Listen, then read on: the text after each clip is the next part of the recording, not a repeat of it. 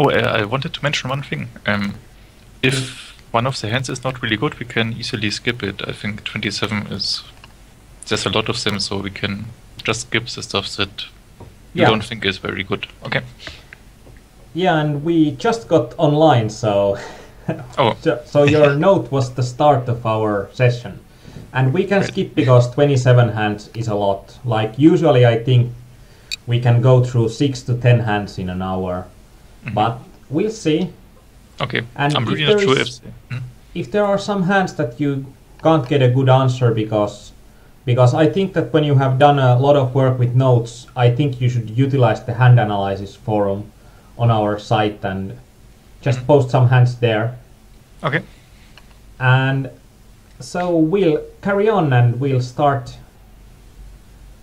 doing the hands. Okay, should I start the first hand? Yeah. Okay, so I have ace king, I'm in the big blind. Then we have razor here. And I think the first question here is if I should 3-bet him. I think I should 3-bet him, but I'm also not exactly sure how big the size should be. If his raise is like 70, I think the normal raise would be 60.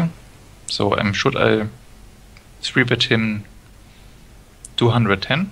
What do you think? I think like around 200 to 200 or let's say 185 to 210. That would be pretty much the range that I would 3-bet here. I would probably do 210 is good because you are out of position and you are 3-betting for value here, because I think that in these games opponents will call with worse. And if you would be in position, I think then you could have also called, but out of position I like a 3-bet. 3-bet in this situation. So I think the 3-bet sizing is too low here. With the 160s, you are going to be playing a bigger pot out of position and you are not getting your opponent to fold. Okay. So he calls, and this flop comes, which I think it's pretty unlikely that he hits something. And I make a standard continuation bet. I'm the pre-flop. I'm the aggressor because I 3-betted him. So I make more than half pot. I think that in this kind of situation, why would you make more than half a pot c-bet here? Because it could be that he's maybe on a flush draw and I want to make it, I basically want to get him out of the hand. I think there are a few problems with you wanting to get the opponent out of the hand. And I think this is one of those spots that you are pretty easily getting into a situation when you are c-betting, and when you are c-betting large, that you will have some ace queens and ace jacks that are not going to believe that you are hitting that board, are going to be calling. But also all the over pairs are going to be calling, and the flush draws, there might be some flush draws that are going to be folding, but there are also some flush draws that are going to be shoving, and you are going to get into quite a dirty spot if your opponent shoves here. Because if he shoves, he might have an overpair, he might have a flush draw. Because I think it's pretty likely for both of the type of hand for the opponent to be pretty happy to get it in or get you to fold. So I actually think that this would be one of those spots that I would not be c-betting. Really? And when we are not c-betting, then we can, or I'm not going to be folding here, but this is such a dry flop. If I'm c-betting, I'm going to be c-betting small, something like 135. And if I'm not c-betting, I'm going to be check calling, because then we are getting our opponent a chance to bluff. And then he can be betting against something like king queen, king jack, ace 10, those kind of hands that are way behind us, that we are getting to fold if we bet here. And would you? I think this is one of those hands that you are turning your hand into a bluff because you want to get the pot right here and now, but your hand is a bit too strong to be just a bluff. Would you call him if he bets like me, like over half pot? Yeah. If you check? Yeah, I would still call him, but it would then depend on the next card.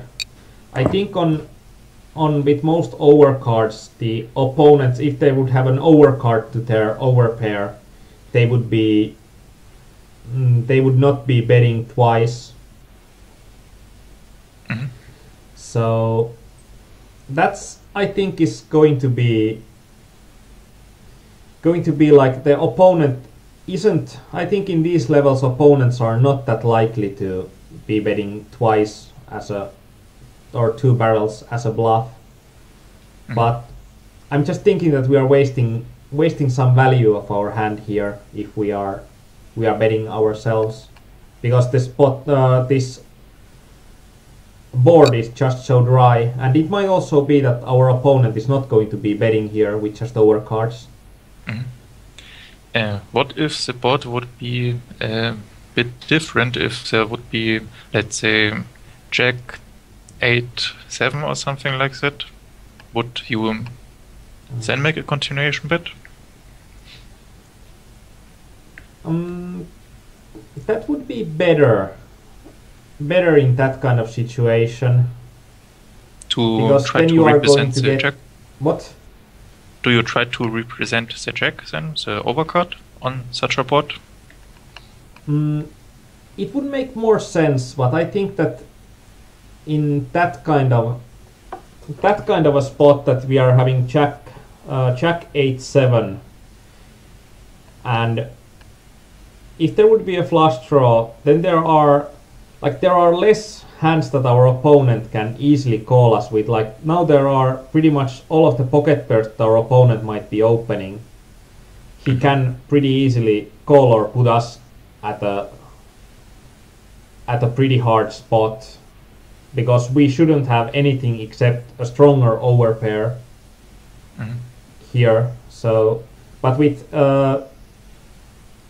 7-8 Jack, there will be less just pocket pairs that will be calling. So then it would be, even then I think I would prefer not to be betting, but we'll go on what happens in the hand. He predictably shoves. So what do you think here? Well, I think he may have a pocket pair, and I think I have to fold this. And I also think I raised this c-bet. And this is practically, this is exactly the reason why you are not c-betting and why you are not c-betting large here, because the larger you c-bet, the easier it gets your opponent to just shove it. So I think this is an interesting spot nonetheless, because even now your opponent is going to have some like flush draws, some bluffs, and some pocket pairs, but still you are having a lot of equity that you are wasting in this situation, because you are c-betting instead of letting your opponent bet when you are having a middle strength hand. Okay. And that's one thing that playing ace king on a 3-bet pot, when you don't hit anything, it's going to be always a bit tricky. Okay. And without position especially. Okay, so I fold, and we can go to the next hand if you want. We can go to the next hand. I think that was an interesting hand, and I think there is a good discussion on when to c-bet and when to not c-bet. Okay. But let's go to the next hand. Okay, let's see my notes, what I wrote here. There's a mid position min raiser. He gets 2 callers. I'm in the big blind, and the question is if I should shove this. So let's have a look. Okay, I think this is the situation. Okay. We have some guy who min raises from mid position, and he gets 2 callers. And I have ace king in the big blind, and there's a pot of 1,000. I think in this kind of situation, I think our main focus would be the original opener, because the callers are pretty likely that they are not having a good hand. So these callers are, I think of them as more of a dead money, and that would make me more likely to shove here. But I'm a bit worried about the El Chingolo's small raise. Like, when his raise is small, is he ever going to be folding with 10 BBs? Ace King is going to be way too good of a hand to fold. But I think that even because of this, that Zerg and the other guy that calls are pretty much dead money in here. I would be probably shoving even ace queen, something like 6s or probably 5s and over, and also something like ace queen. So okay, so I would be shoving this and much more here. What have you done here? I did something not so good. I called this. I think this is one of those spots that you can, it's going to be hard in 4-way pot. Like ace king off is not playing that well when you are having multiple players against you in the pot. So I think then there should be you should avoid these situations, and you would best avoid them by shoving pre-flop, but we'll see what happens. It should be interesting. Yep. Just one question is, do you look at his stats at all in this spot? Would there be anything here that would make you not shove ace king? I mean, if he's very tight or something like that, like if that would be his stats? I'm mainly looking at El Chingolo, and I probably wouldn't be folding just on stats, but if I would have a note on him that he would be min raise calling aces or kings or queens, and I would have seen him twice do it, then I probably would fold ace king off, and then it would be just open fold. But that would need to be a read, and that's not just. And I don't think that there could be pretty much any stats. Might be if there, like our opponent would be something like 8/6 and there would be 680 hands on him, that we know that our opponent is a life knit. Then we can think. Actually, I would probably shove over life knit in here, even. Okay.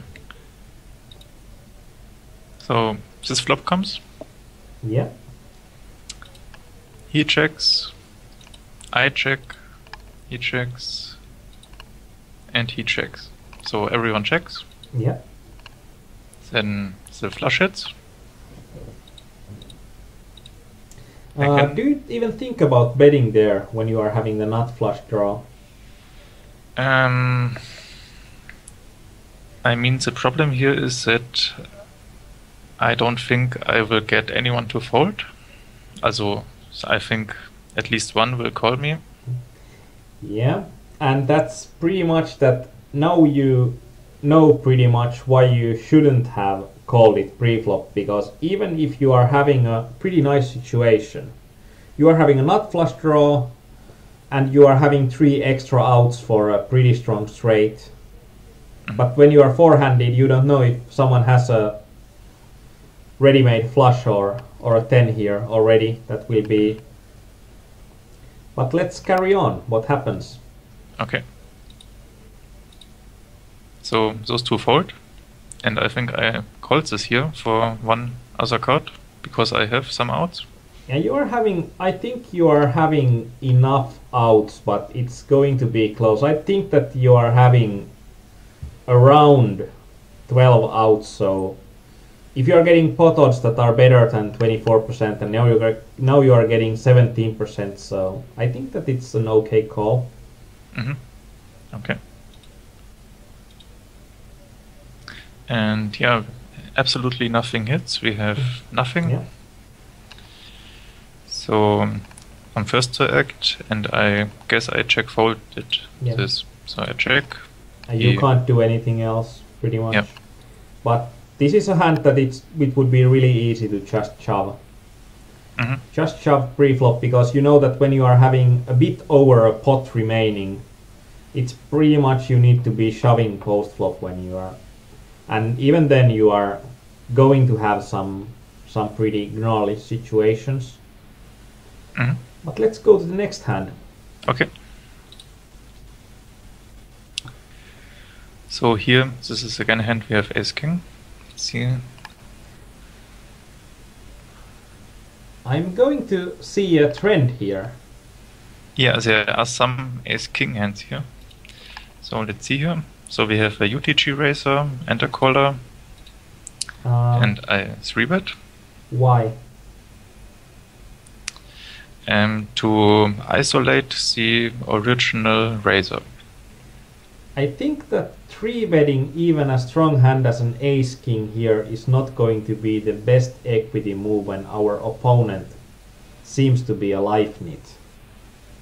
Like if our opponent opens only ace queen and some pocket pairs from under the gun, and he will probably be folding the ace queen when you 3-bet. You are having more to play if you just call, and you are having more information, you are having position.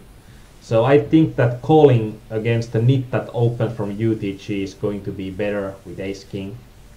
Isn't it a problem that there are at least 3 people in the pot, and maybe there will someone join us, so we are again four-handed? It will be a problem, but it will be a problem if you are 3-betting here, because then if the opponent 4-bets, what do you do then? Fold. I fold. Yeah, so this is like a 3-bet bluff, and if the opponent calls and you are not hitting an ace or a king, then you can do some position plays, but even... Well, ace king is okay still, because if you are hitting an ace, you'll know that you are likely ahead. But it's going to be hard if your opponent has then queens or jacks or tens or nines. They'll know to fold instantly when an ace or a king hits. So you are never going to get a lot of value from your opponent, but you are risking a lot. So if I would have jacks or queens in this spot, should I also call, or should I... I think then you should be 3-betting, because then the situation is your hand is better, and you'll know better on the flop where you are if your opponent shoves, like, I think then you can pretty much fold your jacks here. And call with my queens? With queens it's going to be really hard, because if your opponent open shoves against an 180 3-bet, I would be calling with queens, because I think that my opponent is more than likely to be full of it. So that's... But we'll see what happens, because this is going to be probably an interesting situation. So we are having a heads-up pot. What's your plan for the hand from now on? Since I'm the aggressor, I think I should make a c-bet. And if he calls it and I don't improve, I will play the hand passively and give up, because I have still enough left to play this tournament okay. I think in here you are placing too much value in being the lead aggressor, but I think that if our opponent checks, he's probably going to be pretty likely to check fold, and well, we'll see what happens. So, and if your opponent bets, are you going to be calling here? If he bets, I think it depends a bit on the bet size. I mean, if he bets close to pot or over half pot, I think I would fold it. But a smaller bet for one more card, I think I would make. I would take it, yeah. And then there are, like, even if you are calling, that this is one of those situations that you are getting into a hard spot. But we'll see. Now, okay. Does our opponent bet? No, he checks. checks. What should your... No, actually, I think that the half a pot raise size is pretty good. And I think that this is now that he will check shove here. Okay, let's see what he does. Yeah, he shoves. So, yeah, and I'm what pretty do much... you do here? Well, I'm pretty screwed, and I think I have to fold this. I have pretty much nothing. I have a backdoor flush draw and 2 overcards. So. But if this would have been gone a bit differently and you would have called, I think that this would be a 3-way pot. If your opponent c-bets, the c-bet is still going to be smaller, and even though, and when you know with the ace-king that if you are not hitting an ace or a king or even a flush draw there, I think that you'll have a pretty easy job of losing a lot less chips. I think the c-bet as an idea is okay in general when opponent checks and you are in position, but in here, because of what I think would be in his range, their range would be pretty strong. So I think it's like when a life knit opens from UTG, it's something like 9s plus, which would be an overpair to ace queen, or that would pretty much be what I think that our opponent will bet call. And so when you are betting yourself here, your opponent can be shoving some ace kings and ace queens that you would be drawing with. And then there are, like, you are losing less because your opponent shoves a meddling pair or an overpair here, but you just can't be calling it because there will be too many hands that are going to have, or your equity against your opponent, even if he would check shove his whole range here, would be still way too little. And I think in these games and against life knits are going to be check raising for value more often than average player. But let's carry on. Okay. We have again ace king.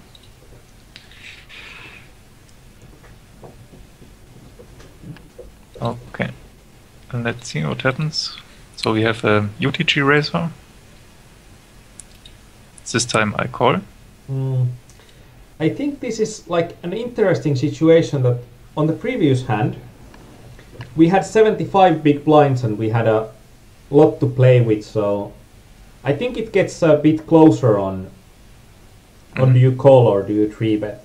But in here we are having like 14 to 18 big blinds effectively, and I think ace king is going to be really decent hand, so I think my general line with ace king here would to be shove this pretty much instantly. Even against a guy that's pretty needy that opens. Okay. So now we are 3-handed here. I get 2 checks. Yeah. And I check as well. And this is one of those spots that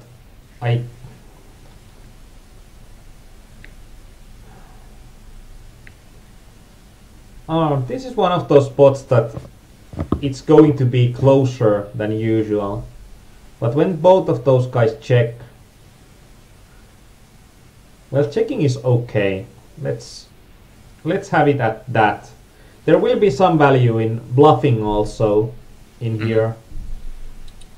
here, but that's mainly a protection value because there aren't going to be a lot of hands that your opponents will fold. Okay. So when they check twice, you are pretty likely to have the best hand.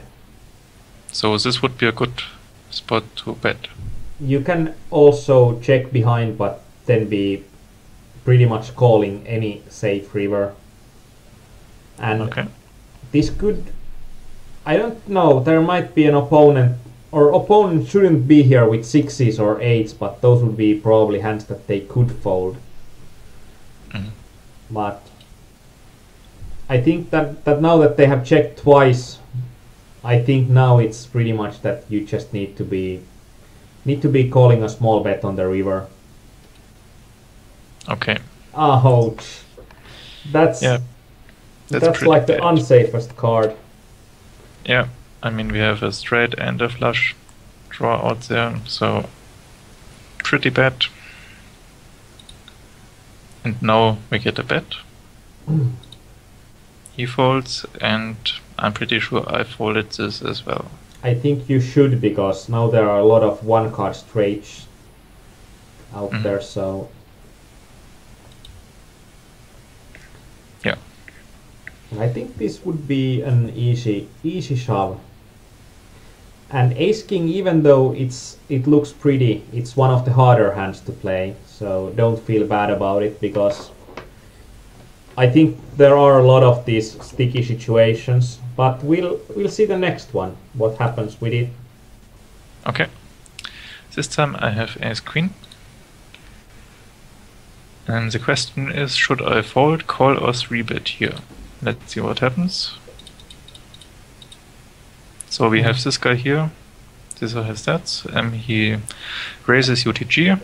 We have Ace-Queen. We lost a bit here, but the blinds are still low. Yeah.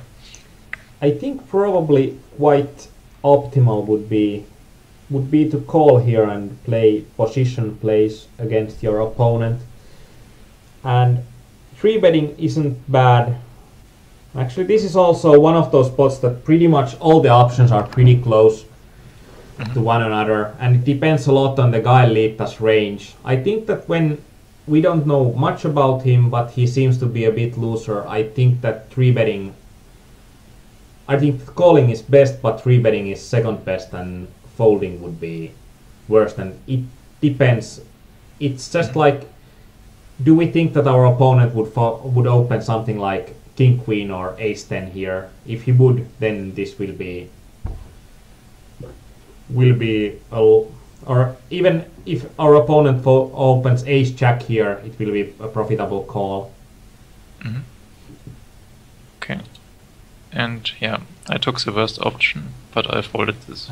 But it's like, if there would be the opponent that was there, like, or opponent would be the A Puutu, then I think that folding this would be way the best option, because our opponent would have an Ace Queen when he opens from UTG at worst. So this is like a player tendency issue, in my opinion. Okay. Next one? Next one, yeah. Okay. So this time I have Ace 10. I'm in the big blind. Yep. Should I raise over limpers with Ace 10 in early game, is my question here. So let's see what we have here. We have the button here who open limps. Yeah. He calls. And now it's my turn. And I think you could raise this to 105 or something like that. You don't like it if the opponent from the bottom calls. But I think that you are way ahead of your opponents here. Okay, let's see what I did.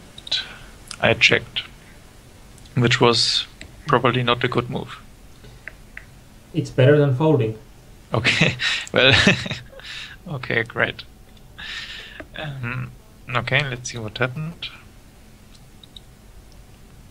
So he checks, I guess I checked.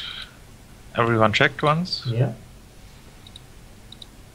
I think now you should be betting here. Your hand isn't going to be that strong, but if both of the opponent checked once and you had one of the opponent checked twice, I think this is a pretty good spot to bluff. Especially when you are just checking, you are the most likely of you guys to hit that flop. Even though the opponents are probably not thinking about it, but I think that because they checked the flop, they would be pretty often going to fold here. So. Okay. Okay. And in the last betting round. And I think that there should be pretty much a bet on the turn to just get the pot pretty often on there, and we'll see the cards that our opponents had. I think that they are going to be pretty crappy, and you actually got the pot without improving, but now there are like 9 outs for your opponents on the river that they are going to win the pot. And I think that it's going to be better to get the pot pretty much always after the opponent checked twice. So I would be betting the turn, and on the river, if you have checked twice, then you are pretty likely with ace high, you are pretty likely to win the pot. Like, I wouldn't think that Knutto would, when he checks 3 times in a row, that he would ever have even a pair here. But I think pre-flop you could bet. Flop is okay not to bet, but turn should be a bet, I think. Okay. Next one? Yeah, next one. Okay. This one is interesting. So we are here on the bubble. So I'm facing a UTG raise, and the question is, should I 3-bet this? Should I shove it or just raise, or should I just call it? I think when you said that this hand is going to be interesting, I think that you are making this a post-flop spot that shouldn't be. Because when I'm looking at it, if UTG opens, if UTG plus 1 opens, I'm shoving both of the times. If UTG opens, UTG plus 1 shoves, I could be folding this. And if everybody folds, then this would be pretty much the easiest shove or min raise call against the Tony the Pony. Yeah. So I think this is pretty easy hand to be shoving. You are having fold equity and you are having great hand. And I shouldn't be worried that if he, opens this, that he maybe has a strong card, that he kind of knows that I can put a lot of bubble pressure on him by shoving, that he knows it and has a very tight range.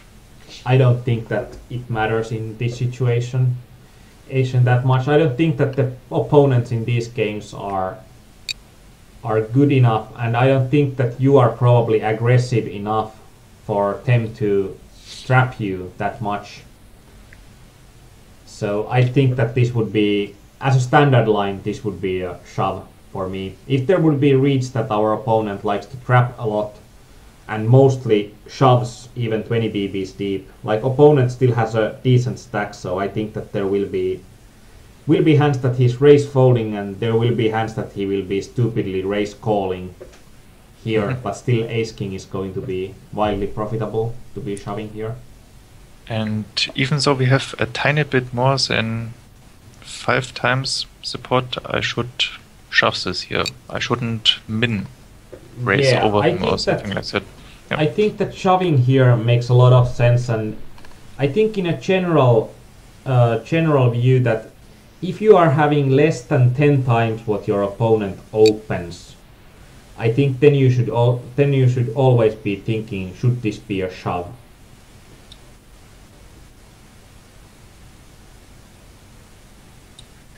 Okay, let's see what I did actually. I just called this.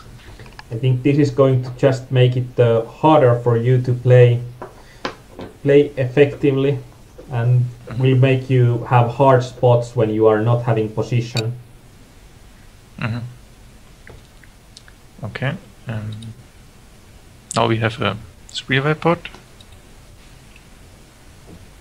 And actually, let's say hello to Kaleon, and Kaleon has a great point that you can fold a hand like tens or jacks more easily than ace-king, even if you are having trappy reads on your opponent. Because you are blocking aces and kings that you wouldn't be blocking with jacks. So this is, I think this is pretty, and this is going to be a pretty nasty situation. So what do you think on the flop, what you should do?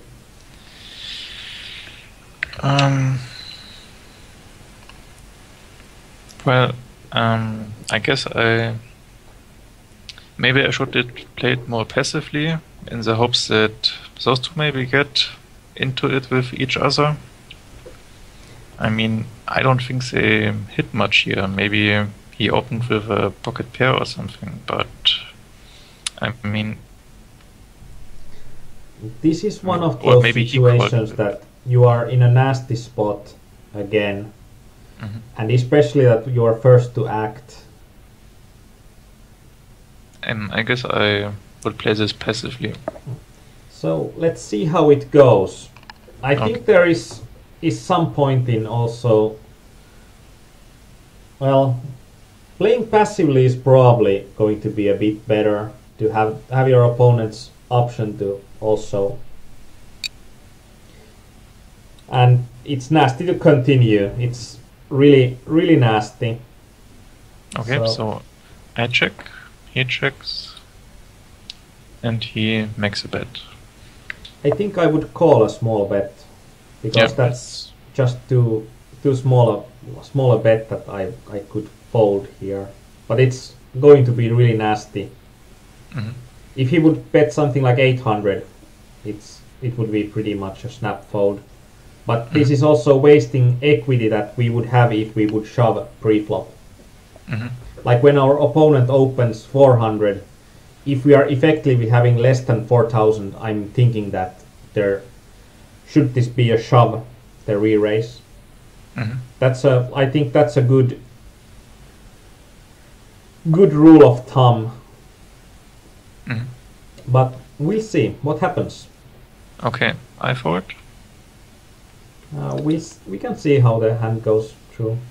But there's also a point that when your opponent has position when you both call, it makes it a lot easier for him to be bluffing here than neither one of you. So, and of course, when he opens from UTG, he might have an overpair here, but he also might have something like an ace jack or king queen or something that he now stole the pot with. Mm-hmm. And let's carry on to the next hand. Okay. This time I have pocket jacks. Let's see. Question is, should I 3-bet instead of calling in this spot? Let's see what happens. So we get a raiser from hijack, caller from cutoff. I think that in general, if you are playing jacks out of position and you are still having a lot of stack left, I think that this would probably play better as a 3-bet. Mm-hmm. Especially with raiser and caller, it's a good situation to be in if the opponent just fold. Like if you are 3-betting here to somewhere around 210 or between 210 and 214, I think. Mm-hmm. Because you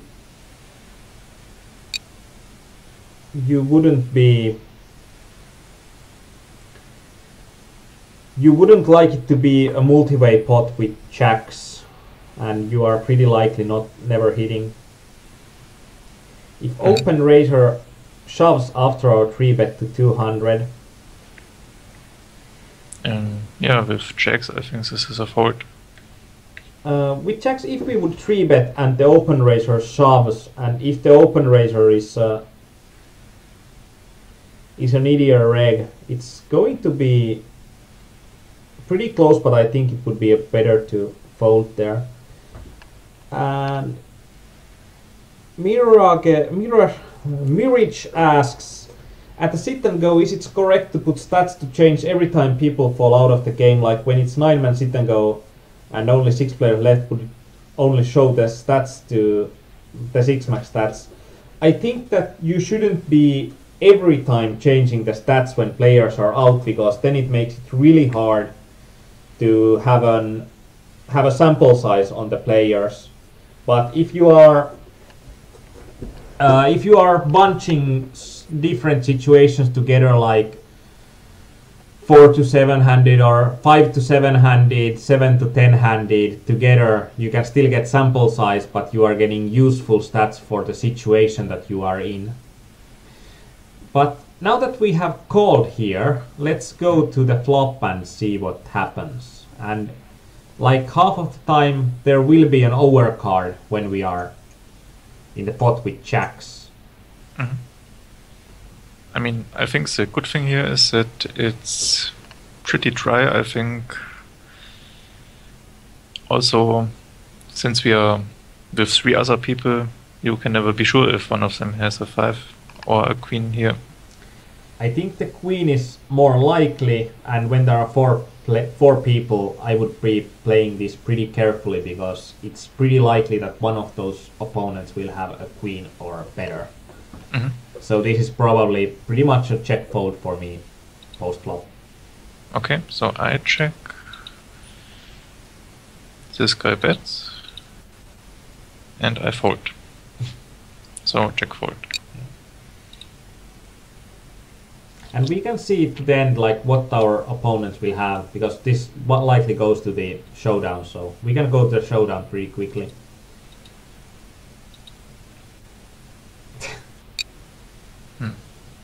Yeah. And Neptic had queens there, so well, it was quite likely that at least one of those have a queen, but not that likely one have 2 queens. Yeah, I really like his play here with absolute nothing. And only calling with absolute nothing, that's like the worst part of it. Okay, should we go to the next? Yeah, let's go to the next hand. Okay. What was the question here? Oh, this is interesting. Should I risk all my chips in this situation? So let's see what the situation is. I have pocket 8s here, and I think I raise them. In this situation, I make a min raise. This is also a situation that you can pretty much do both of the options. I think min raising is probably slightly better, but we'll see what happens. So. Mm-hmm. And Calle, the other villain, was a no believer that ace high is almost nuts. Yeah, that like if you can't even beat the table, you can still call an overbet pot on the river. It was pretty horrible, but that also shows you how there is value in these games.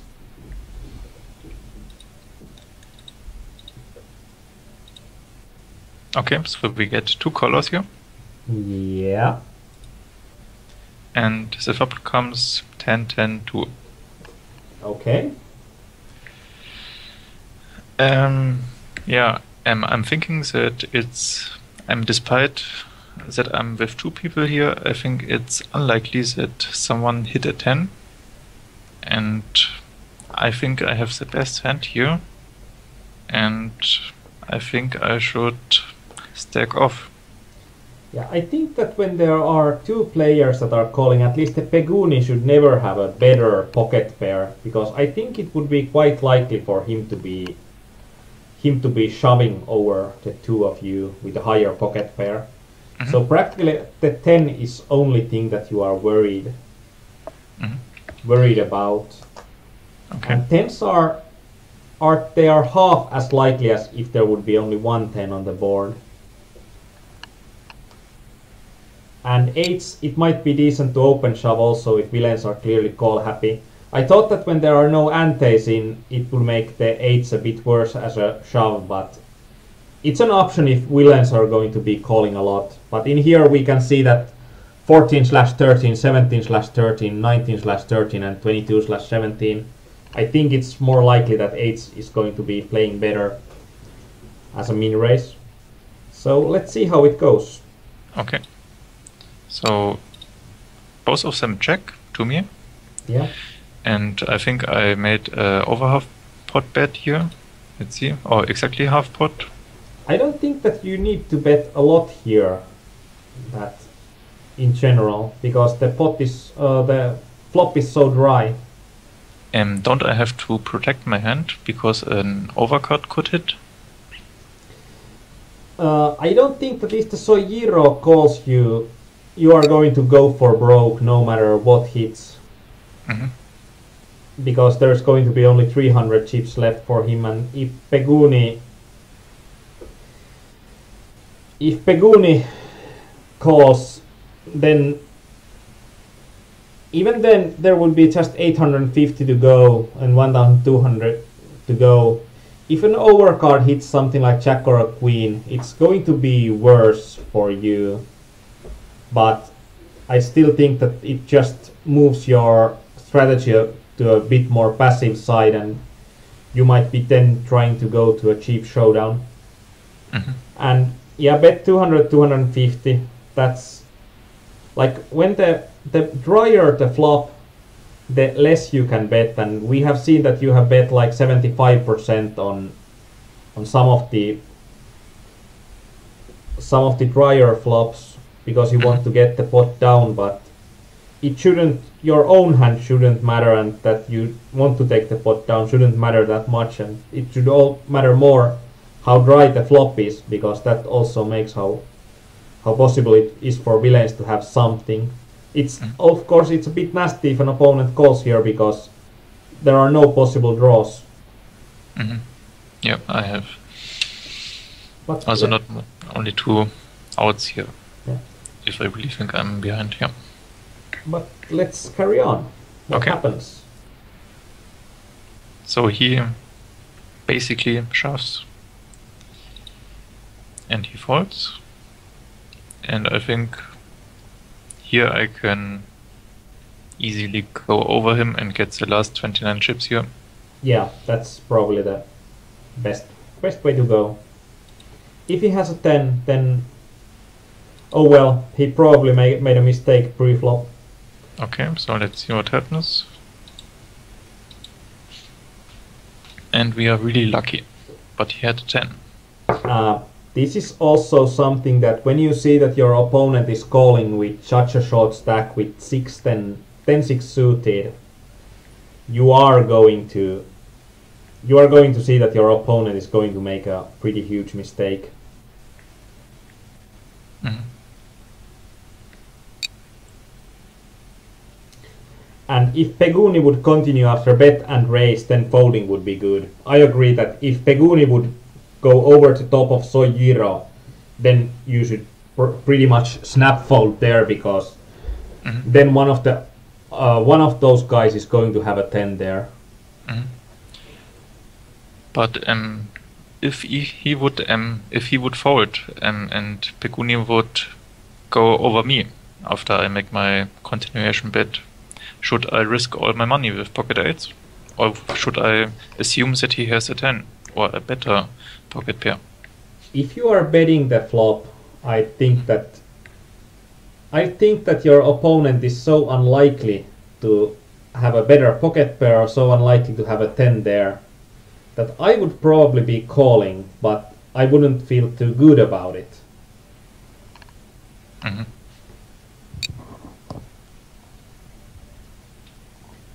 And in case we half a pot flop as played and Peguni calls, are we going to fold to any turn card? And I think the only turn card that we can fold is an ace, because if our opponent has overcards that he will call, the most likely overcard will be an ace.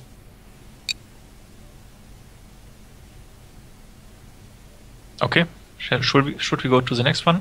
Yeah, let's go to the next one. Okay. So here I have pocket 10s. This one is really interesting. So let's have a look. We have this short stack here who goes all in. Yeah. And he gets called by this guy. And I'm now sitting here and wondering what should I do. I mean, I think the only two options are to shove or to fold. I don't think it makes much sense to call here.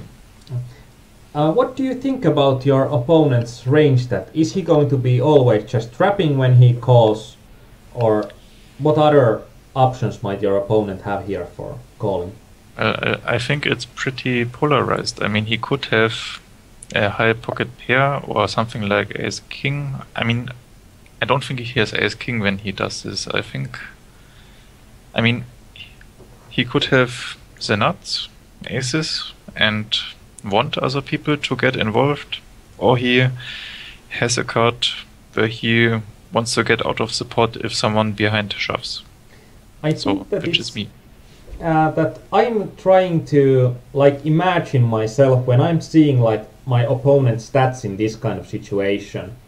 The more VPIP he has, so compared to PFR, like this guy has 20/7 stats here. I'm thinking that it's way more likely that he's going to be calling here with not only the nuts, but he will be also calling here with hands that he wants to play against the opponent but doesn't want to pay more. Ah, okay. So there are more hands that I can get to fold than there are. Yeah, I think that there are not only nuts in his range. I think that in general these players that are going to call a lot, they are also making mistakes in these kind of situations, that they are calling a lot of hands, and when they get shoved upon, then they are like a thumb in their mouth, and they are wondering like what just happened and what should I do now. Mm-hmm. And Chip Leader says that he should be strong since he just calls and doesn't shove to ISO him. I think that if he would be a regular, like if he would be the number monster on the left, like the 11/10 and 705 hands, I would think that if he would just call, like he next to never just calls, if he would call, I would probably fold tens pretty easily. But when a fishier looking player calls, I'm going to be shoving tens in an instant. Probably shoving nines and eights as well. Mm-hmm. So I folded this. Glad I didn't call. And that's good that you didn't call, because that would be probably one of the worst options. And it should be interesting to see what our opponent has. And when we see King Queen, we'll see that it can be Queens plus or anything. A bit edited what Rothman said. That Rothman said that it's going to be Kings or anything, but I think it's going to be Queens or anything. Mm-hmm. Maybe one interesting question here. When we go back here, do you think that if I shove here, that I get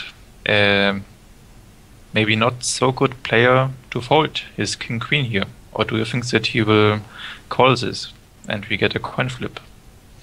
If he calls, I don't think it matters that much that you get a coin flip against his King Queen, because then he's also probably calling nines or eights or sevens that you are dominating. So you shouldn't be thinking only the hand that he has right now, but you should be thinking the whole range of hands that he might have. If he's calling King Queen, is he calling ace 9, ace 8 that you are dominating? Okay. Although you are having a coin flip against him. Mm-hmm. Okay. And Calleon said that I don't like to take too much trap reads in this particular spot, even if villain is reggy. I think on the higher levels there will be some difference, because there might be good chances for or good spot for an opponent to call. I think on the lowest levels the players are playing, or the regs are playing with a simpler playbook, and if they are next to never calling, they are probably calling more as a trap than calling. But I think that's a good point anyway. Okay. But as Callan said that I would very often shove TT, yeah, there would be most of the times I think shoving tens is going to be, and as I said, in this spot it would be probably 8s plus 7s plus that we can shove from pocket pairs pretty easily. Mm-hmm. Let's carry on to the next hand. Okay. So this time I have jacks. And the question is again, should I risk all my chips in this situation? So then let's see what happens. So I'm first to act. The blinds are pretty small, so I think I make a min raise. Or not a min raise, but my standard raise here, 2.5x. 2.5x is okay here. Mm-hmm. I was wondering if let's say I would be first to act on the button here. Should I change my raise size? Should I just make a min raise? Or should I make a higher raise when I'm under the gun? I don't think that matters too much for the overall. I think at 25.50 you could start min raising already, but it's probably not the most important things to concentrate. Okay.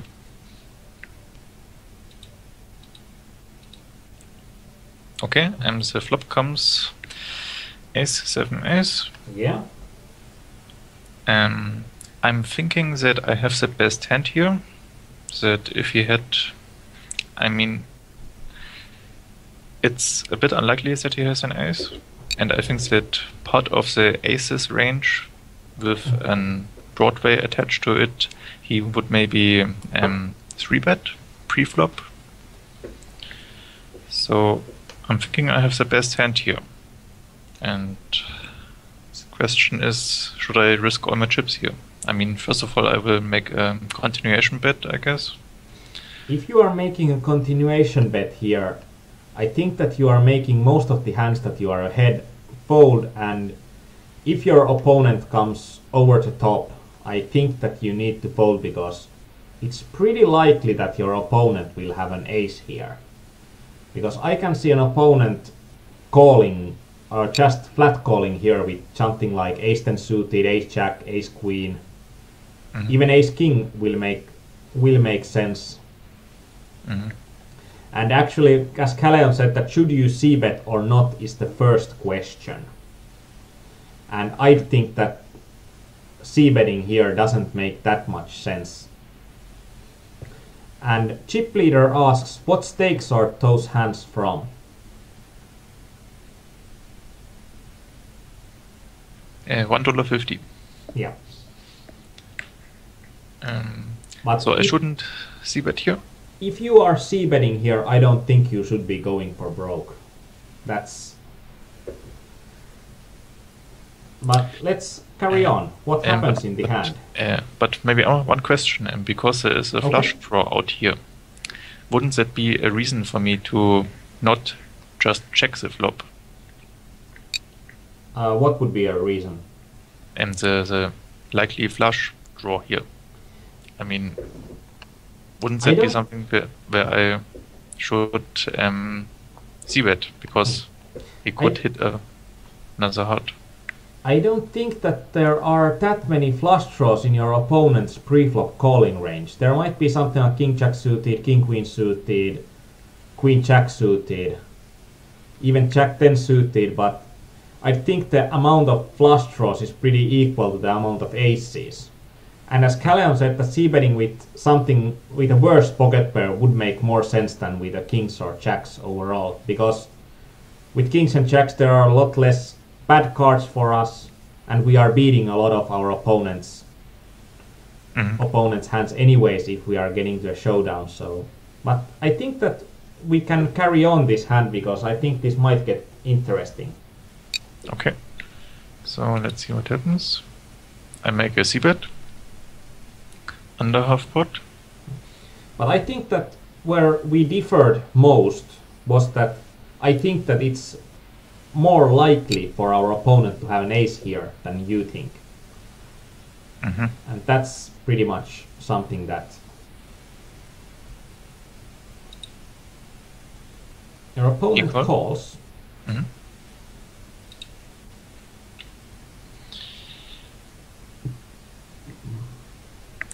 Yeah.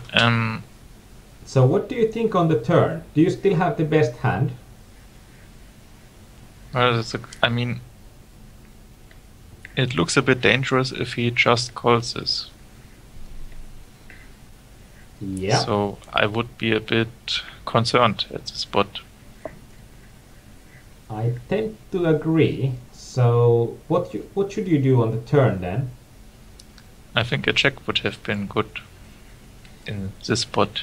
I think a check would have been good, but this is also, I think this shows you that you are going to get into sticky situations after c-bet there, because now I think that there would be options to just check call turn and river, but now when there is already that much in the pot, it makes it a bit harder, but we'll see. And then your opponent would have more bluffs in his range, because now he can pretty much fold those hands that are bluffs, but also when you check, he can then bluff you out of the pot with a weaker hand. So we'll see what happens. So I think checking is smart here. And he makes a raise. It's a bit below of pot. I think with the small bet you can be calling here, but it gets pretty tight, because it's so likely that your opponent check calls the flop with an ace. And ace also makes a lot of sense for him to bet the ace on the turn, because there will be two flush draws that will be calling him. Okay, and with so that price they are going to be correct in calling him. Okay, so I call this. Well, I'm pretty sure he doesn't have that flush, hopefully. But I think I should still check and hope somehow to get a cheap showdown, I guess. But it's not a good situation. It's not a good situation. And this would be a bit different if you would have been checking and calling your opponent all the way through than when you first bet, because then there would be more bluffs in your opponent's range. But let's carry on. That's XXIXX. That was actually a good point, that you can turn the win-lose colors. But we are not that interested in the win-lose anyway, so...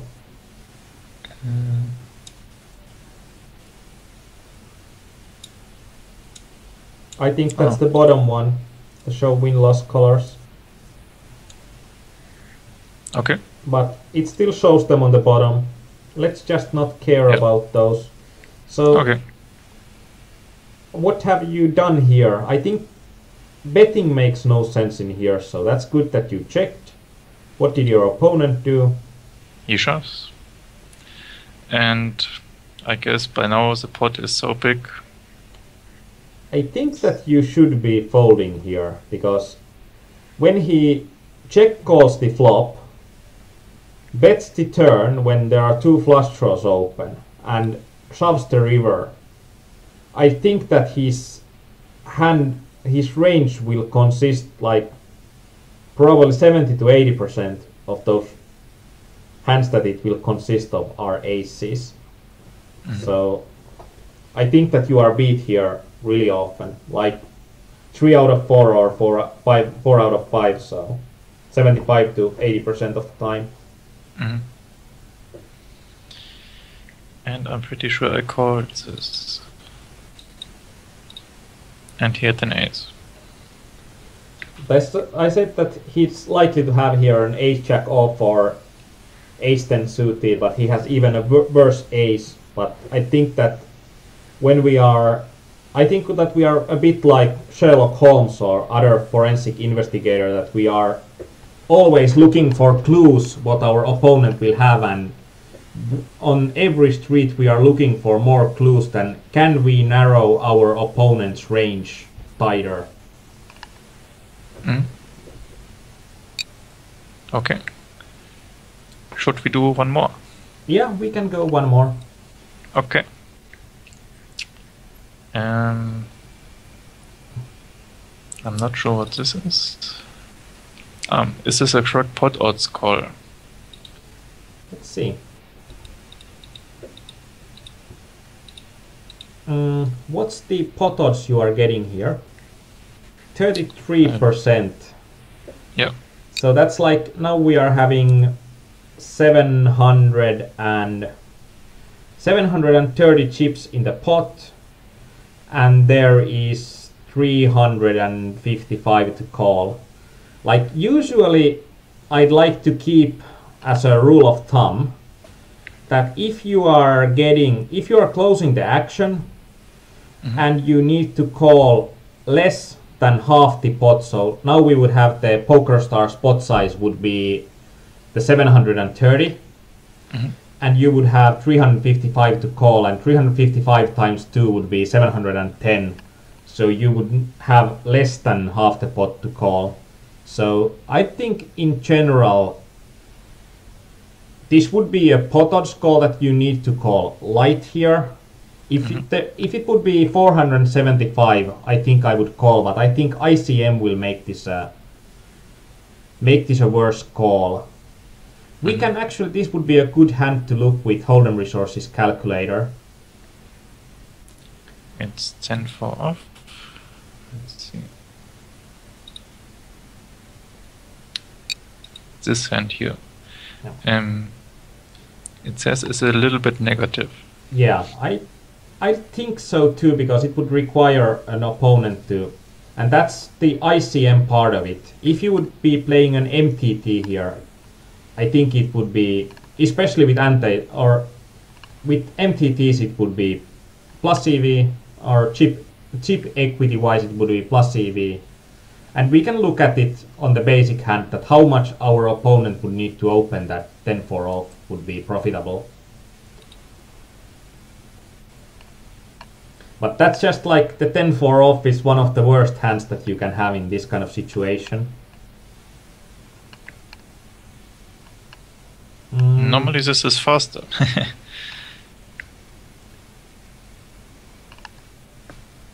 It might take a while because you are also now sharing your screen, so if the computer is slow it will be doing a lot of work. Work already with the screen, but it should be going on fine. Okay. And I think that something like 30 to 40% would be what I would think in general opponent would be shoving here. And 35% is like smack in the middle of the range that I'm thinking. So, especially because there is no antes, so the opponent can wait for a decent hand, but he shouldn't just shove any hand. If there would be antes or big antes, then it would make more sense for opponent to shove even more. So we can see what kind of range we would need to call here. And actually, when we see that 10-2 suited would be a call, I think that's also that if this would be suited, you would get about 3% more equity, and that would make the 10-4 suited a call, but 10-4 off a fold. Okay. But we can also now look at if the opponent shoves, what his range should be with the Hold'em Resources calculator. You can graph it.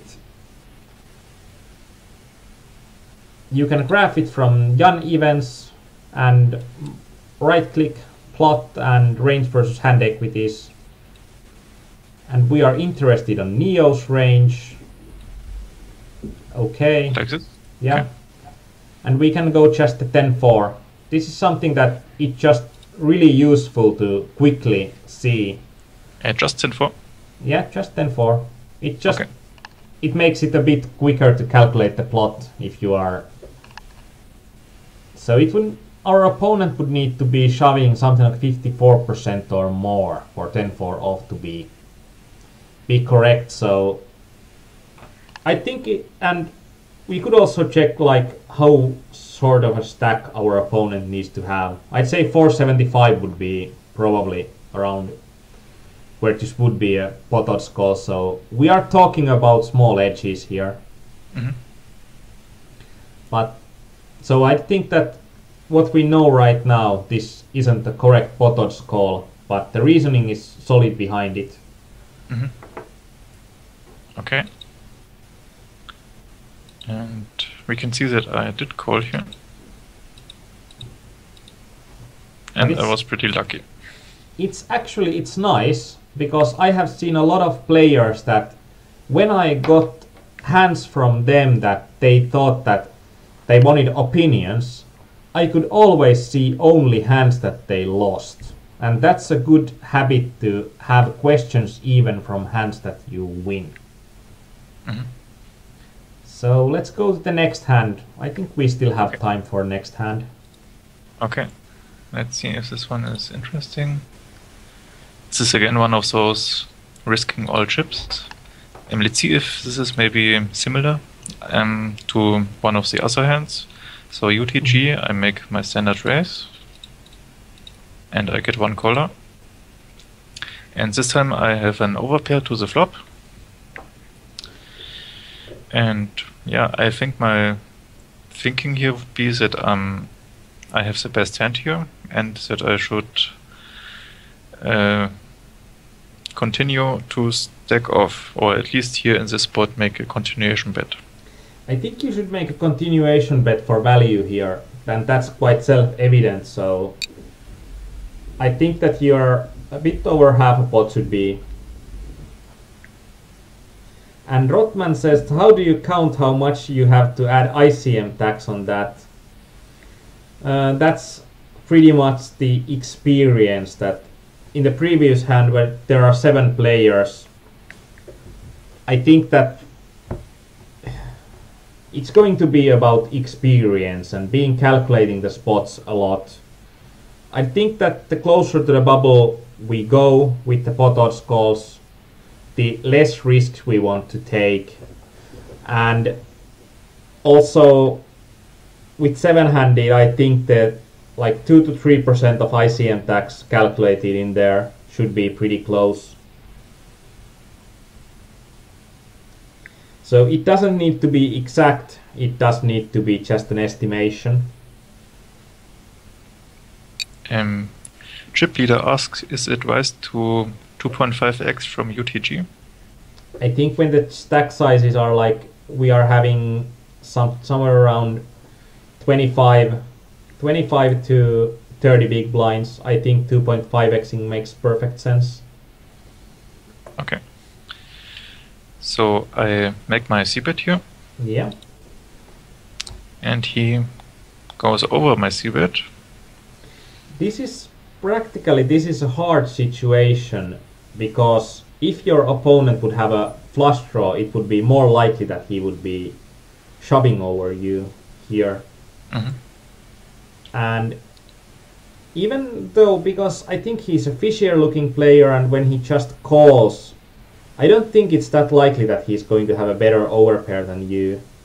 Mm-hmm. He might have a set here that he doesn't care about, but I think I would be risking all of my chips in this situation, especially when the player is a fishier player. Mm-hmm. I think one of my thoughts here was, yes, that I'm maybe be beat at this point and should fold. I think that was one of my first thoughts when I was in that situation. But I think I went all in anyway. Because I don't think that he would have a better, and there are so few sets, and there are more likely that he will have overcards or a flush draw anyway, even with the smaller bets. So I think shoving is going to be good here. And versus 28/6 villain, I'm never folding, so. Okay. Yeah, I went all in. Let's see how it goes. And he had 2 overcards and a flush draw. That's a bit weird, because usually people are going to be shoving that. And I think we can go one more hand, and you can look at the rest of the hands, that what would be the most interesting hand, and then we can wrap this up. Okay. Let's see.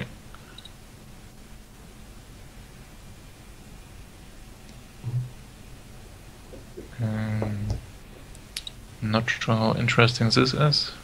Here's a guy who shoves for 8 VB from UTG with those stats, and the question is, should I call this? I would think tend in to general say, you are way ahead of his range, so I think that's a good shove. Mhm. This is short and sweet. So let's go to the next hand door. Yeah, let's see what here. This one is maybe something interesting because here I defend my big blind against an aggressive stealer, and we can see how this goes and how to play this hand. I think this is interesting. It's a bit different from the other hands. This is a lot different. So Mhm. I think there have been good questions, and I think there should be some useful things, especially with the c-betting on when you are c-betting for value, when you are bluffing, and when you are only digging yourself to the hole when you are c-betting a middling hand or medium strength hand. I think that's a better way to say it. But let's go through this hand now. So okay, so we have this guy here who's an pretty aggressive stealer, so you can see from his steal stats. Yeah. I mean, I got a couple of hundred hands on him, so we can see some tendencies here that he is pretty active, especially from small blind. And here he tries to steal my blind, and I think the first question here should be, should I just call this, or should I 3-bet him? Especially given how aggressive he is. And is Caleon talking about this small blind steal hand? Because I don't think that there was a 3-bet spot on the previous, so I think that he's going to be talking about this hand. That's something that is going to be pretty interesting. And I think in here, one of the most interesting things in this hand is that if I think like if you are stealing a lot from the small blind, your steal size should be a lot smaller. So I think like the opponent should be, if he's such an aggressive player, he should be stealing 3x or 2.5x, or it would make more sense. Yeah, that looks a bit weird. I think that I would probably never fold against this kind of a guy, but I could be 3-betting pretty much the crappy hands, because I think that our opponent, when he's stealing so much from us, that I think that he would need to be folding most of his range here against the 3-bet. But I think that when he opens that much and we are having position for the rest of the hand and we are having a good hand, I think that calling is probably better here. I think I was thinking that too. Let's see what I did. I called. Okay. Yeah. And that's also a good point for Caleon. That first point I would make out is his sizing. That is that normal for him? That's pretty much what I saw as well. That if an opponent is aggressive, usually the aggressive opponents know that they are getting better price for their aggression for keeping the raise sizes small. Okay. So the flop comes and we hit an ace. Okay. And we got position on him, so he has first to act. And he bets pot-sized into us. What do Which you think again, here? well, it kind of fits his theme of betting from to bet too big. But in general, because of his stats and his tendency, I would think that he can't be that strong here. That he maybe tries to just take it down here. That he maybe hit something, but he just wants to get the pot. So I don't think it implies strength, I would say. So it's not strength. If you are thinking that your opponent's hand doesn't imply strength in here, what would be the optimal reaction to the opponent's bet on the flop?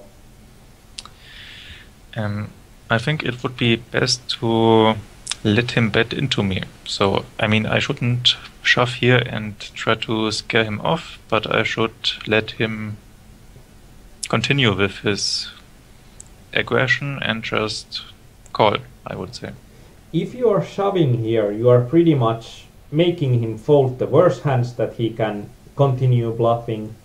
Of course, then you don't get him the option to get the spade draw or anything like that, but I think in general shoving here is going to be a big mistake, but calling would be the better.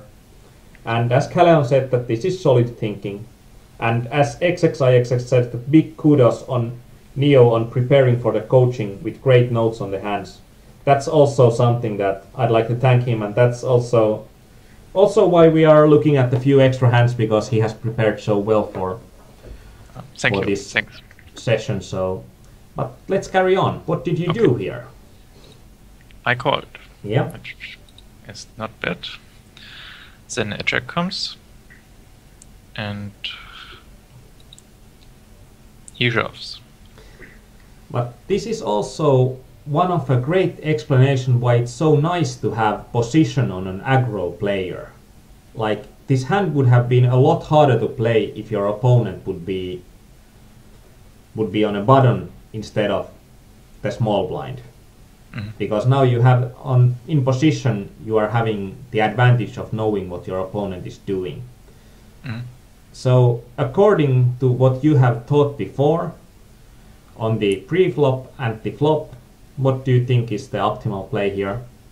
I think the optimal play here is to call his shove. Again, it doesn't look that strong to me.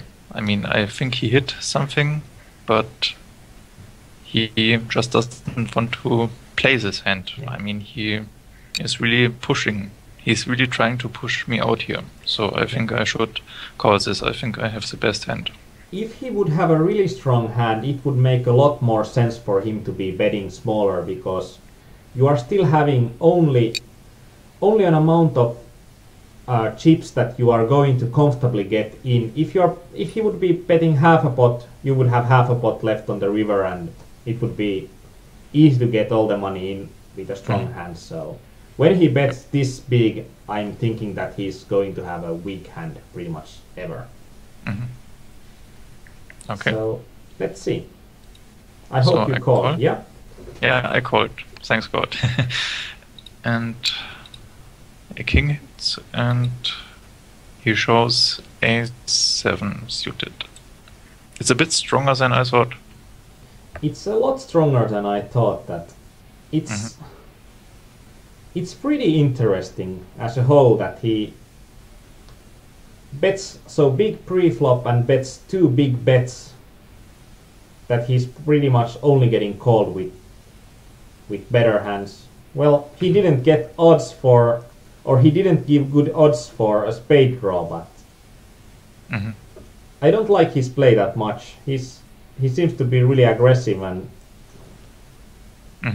I think you played it perfectly against him and giving him the space to bluff.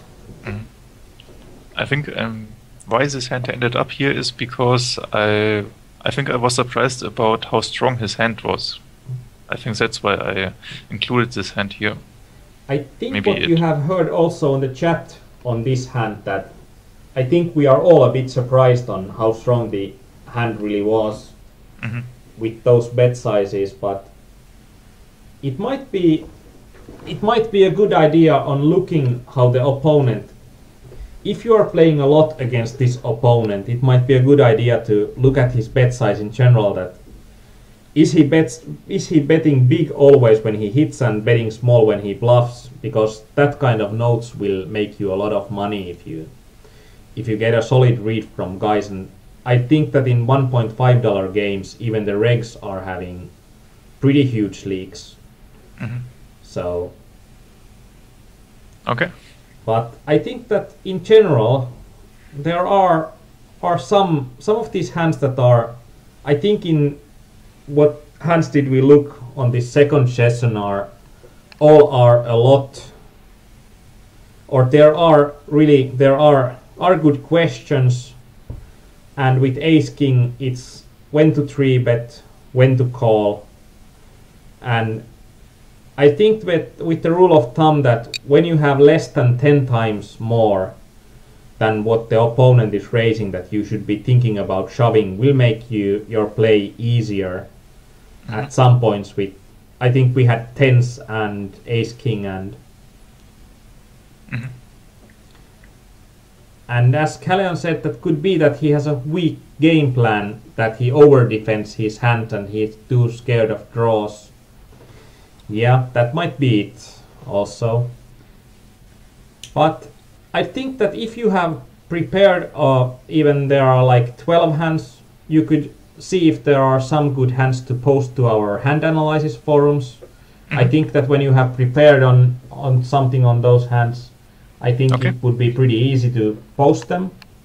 Okay. And I think that there might be some interesting hands. At least there were for sure some interesting ace-king hands. And I hope that from this session that probably the most important things were when to c-bet and when not to c-bet on, and thinking about how strong is your hand, that are you betting for value or are you bluffing, and if you are something in the middle, you are pretty much screwed if you are betting and you are something in the middle. Because then the situation will quite often be that the weaker hands will fold and the stronger hands will call, and you are making your opponents easy to play optimally. And then there were few hands with less than 20 BBs, someone opens that should have been shoves, and we got to a really hairy post-flop situation with something like tens or ace-king that shouldn't pretty much happen. But I think these were good questions, and the hands that we saw here, there were like two hands that are pretty easy to say straight that this is going to be an easy shove, but there were still good questions, so I think that it's good preparation for a private coaching. Okay. And that's something that pretty many players should take note from, that how do you prepare for a private coaching. And I'd like to remind our viewers that Neo1186 has made 2 videos of his play to the English forum, and I think that usually it's easier for most people to analyze other people's play and thoughts than to analyze their own play. So if you are playing 9max sit and goes, I think it's good practice to look at the videos and hopefully get some good comments. To Neo. And I'd like to thank Neo for an interesting session today. And thank you too. Thanks. I'd say that it's interesting to work with a player that improves a lot, and we have seen a lot of improvement on the stuff that we talked about during the first session. So that's a really good point. And I think you said to me that you used the 2-week trial on Hold'em Resources calculator and then you bought the license for it. So so that's something that will, if you are using the license for the Hold'em Resources effectively, it could really make a huge difference in your game. And I think it's also time to thank everyone that has chatted during the evening. It always makes it easier for the coach and for the coachee to have a good session when there are good comments and questions on the hands. And if you are going to sleep, well, have a good night. And if you are playing some Sunday tournaments, please bink a mega field. And if you are just playing poker, may this be a winning poker night for you. Bye!